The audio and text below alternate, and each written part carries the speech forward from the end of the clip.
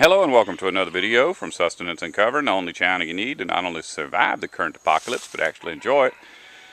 And this is just basically going to be an answer to a question I get a lot, since I made a video saying that I was going to shut my channel down because there was no point in me teaching everybody how to survive if I wasn't going to survive myself. And I had to clean up my woods a little bit.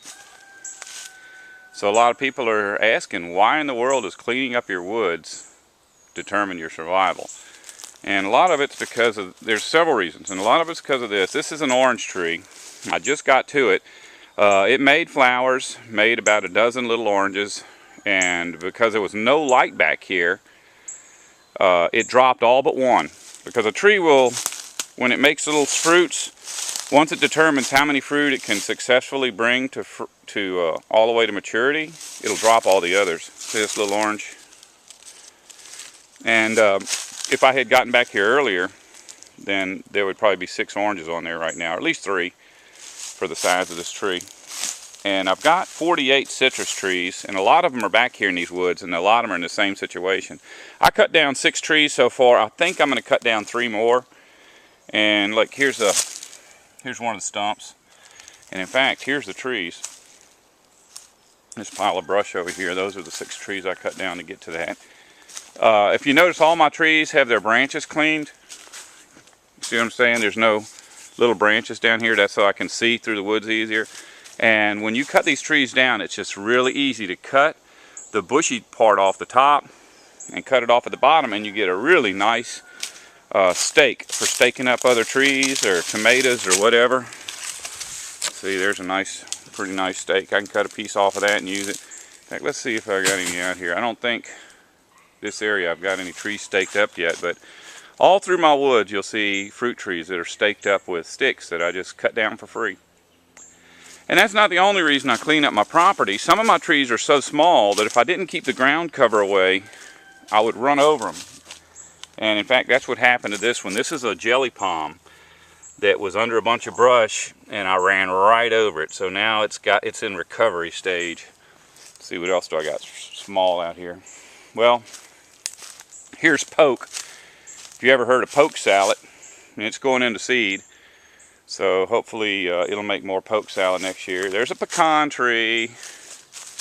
Here's another little orange tree. Let's see, and there's a cedar tree. Supposedly the berries on the cedar tree are good for you. Let's see, what else do I have? Here's a pomegranate.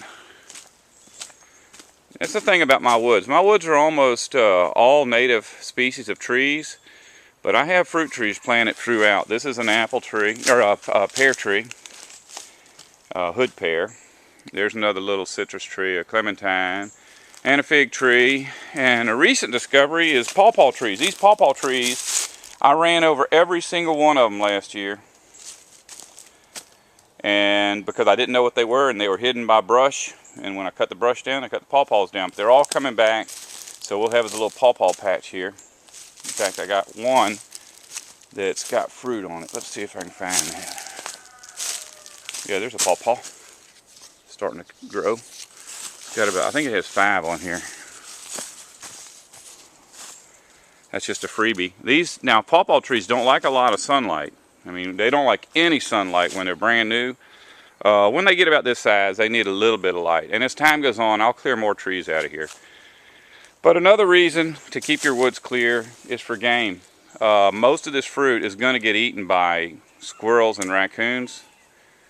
And I've learned that if you've got a whole lot of woods, when you shoot a squirrel or a raccoon or a possum or a rabbit, they roll into the woods and they'll go deep into stickers and you will never find them. And a lot of times they'll die back there. Just a wasted killing an animal for no reason. But if you've got a nice big clearing like this, and say you shoot a squirrel out of that oak tree right there, and he falls, by the time he quits rolling, he'll still be out in this clearing, and you can just go pick him up and process him. There's a big difference between the Garden of Eden and a briar patch. You really want to get as close to a Garden of Eden as possible. I'm not a guy that's just going to depend on freeze-dried food to get me through what's coming. In fact, I don't want to use any of that if I don't have to. I'd like to, before the system collapses, I'd like to completely stop purchasing groceries altogether. and this right here is going to be my supermarket. So that's why my survival depends on me maintaining this woods until it gets to where it is self-sufficient. You'll eventually get to, if you work on woods every year for 10 years, at the end of 10 years, you'll never have to bring another lawnmower out here. The shade and the leaf litter will keep the ground cover down to where you can just walk back here the rest of your life and do all your maintenance with a pocket pruner. You don't want to survive, don't listen to me.